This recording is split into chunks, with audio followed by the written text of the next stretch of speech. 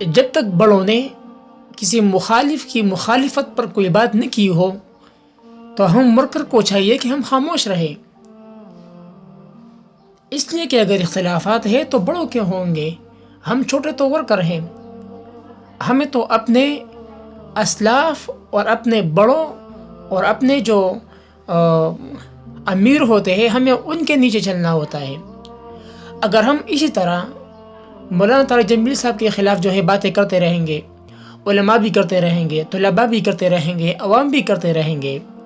تو میں اپنے ان علماء سے، اپنے ان علماء کرام سے، خصوصاً اپنے JUI کے جو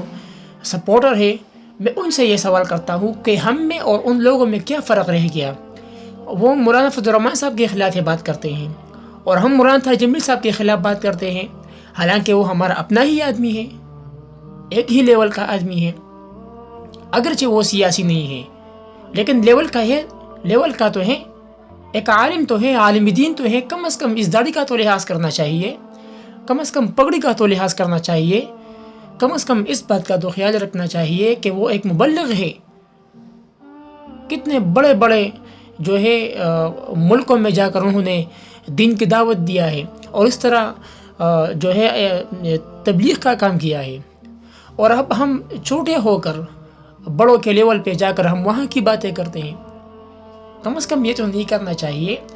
اگر مولانا طارق جمیل صاحب باتیں کرتا ہے تو وہ مولانا فضل الرحمان صاحب پر چھوڑنا چاہیے، ہمارا ان میں کیا کام ہے؟ جب کوئی ایک شخص جو ہے گالی دیتا ہے یا مولانا طارق جمیل صاحب کے خلاف کوئی بات کرتا ہے تو دوسرا اسے داد دیتا ہے کہ آپ نے بہت اچھا کیا ہے اور بہت اچھا کام کیا ہے کہ آپ نے اس طرح کیا ہے۔ العلماء ورثۃ الانبیاء، علماء کرام انبیاء کے ورثہ ہیں۔ مولانا طارق جمیل صاحب غیر سیاسی آدمی ہیں، وہ کہیں پر بھی جا سکتا ہے، کسی سے بھی مل سکتا ہے، اس میں ہمارا کیا کام ہے؟ اب جو ہے ہمارے اپنے ہی بھائیوں نے، ہمارے اپنے ہی علماء کرام نے، طلباء کرام نے، میں خصوصاً اس لیے بتا رہا ہوں کہ مجھے چینل والوں نے اس بات پر مجبور کیا ہے اور مجھے باقاعدہ ثبوت دکھائے ہیں کہ آپ یہ دیکھیں یہ آپ کے طلباء کرام ہیں۔ جب مولانا فضل الرحمان صاحب کے خلاف کوئی بات کرتا ہے تو آپ عالمگیری اور شامی اور حسن الفتح اور محمودیہ اور قاسمیہ کو اٹھا کر فتوی لکھتے ہو کہ یہ فلاں شخص کافر ہے اور اس پر جو بی ہی وہ مطلقہ ہو گئی ہے۔ اور اب جب آپ کے ہی علماء کرام طارق جمیل صاحب کے خلاف گالیاں دیتے ہیں، ان کی جو ہے شکل کی جو ہے وہ بے حرمتی کرتے ہیں، داڑھی کی بے حرمتی کرتے ہیں، پگڑی کی بے حرمتی کرتے ہیں، تو اس کا کیا ہوگا؟ اب ان علماء پر کون کفر کا فتویٰ لگائے؟ تو اس لیے میں اپنے تمام بھائیوں سے، چاہے وہ جس پارٹی سے بھی تعلق رکھتے ہوں، عالم ہوتا ہے، چاہے وہ سیاسی ہو چاہے وہ غیر سیاسی ہو۔ اگر کوئی عالم یہ کہہ دے کہ میں سیاسی نہیں ہوں، میرا کسی پارٹی سے جو ہے وہ اتفاق نہیں ہے، میں کسی سیاسی پارٹی سے میرا تعلق نہیں ہے، تو اس میں کیا حرج ہے؟ ہمارے اپنے ہی ساتھی اس طرح ہے، وہاں پر اجلاسوں میں بیٹھتے ہیں، میٹنگ میں بیٹھتے ہیں، اور اسی طرح ہمارے ساتھ JUI میں جو ہے کام کرتے ہیں، اور جب ممبر پہ بیٹھتے ہیں تو کہتے ہیں کہ میں JUI کا آدمی نہیں ہوں، میں سیاسی آدمی نہیں ہوں اور میں کھل کر بات کرتا ہوں۔